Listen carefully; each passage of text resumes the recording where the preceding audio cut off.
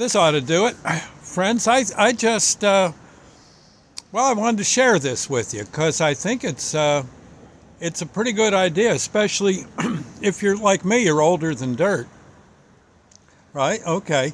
Well, here's something you might consider.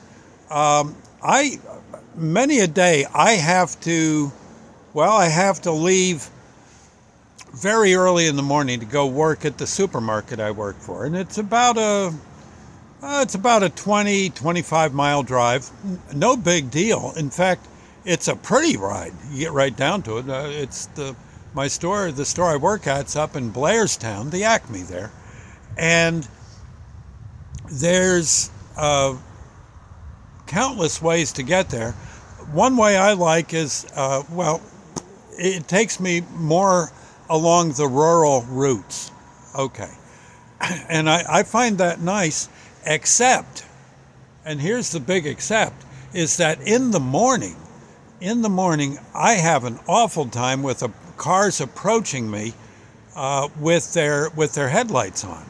Now, most cases, everybody dims their headlights, as they're approaching another car. Sometimes you don't think about it, but most people do, myself included. And then sometimes you get someone in the back, but usually anyone behind you their headlights are down, you're okay there. And if they're kind of close to your tail, well, my suggestion is mark out different spots where you can get off the road safely and just let them go on their merry way. Having them tailgate you when it's dark isn't necessarily the safest thing to do. You just kind of got to go with it, but don't try to, stop or something in front of them because they may may be going for a coffee, looking down or looking at the ashtray or something or the radio. There you are slowing down, bang! They're climbing up your tailpipe. Okay, but all that aside, that's basically common courtesy of the road. You do what you can, but what I have found is approaching traffic, especially at my age, is just about horrendous, especially if someone doesn't dim their headlights as they approach.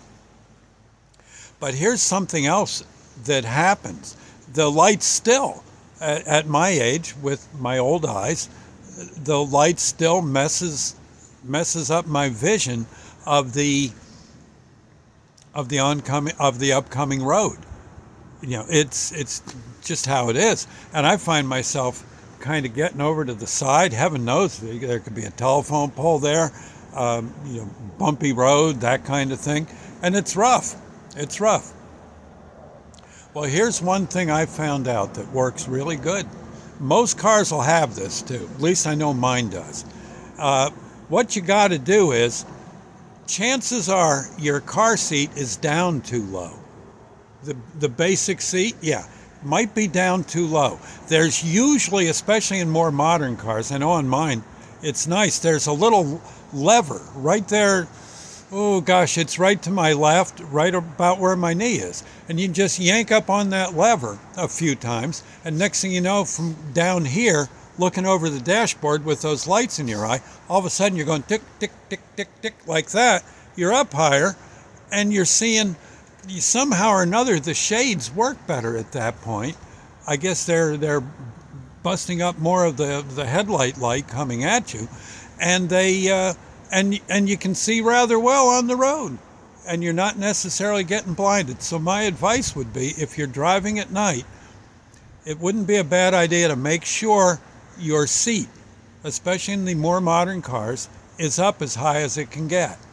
And you'll be surprised how that really helps. Now, you can also get night driving goggles, and they're okay too, but it's still best to have some way to be out of the main glare of that light.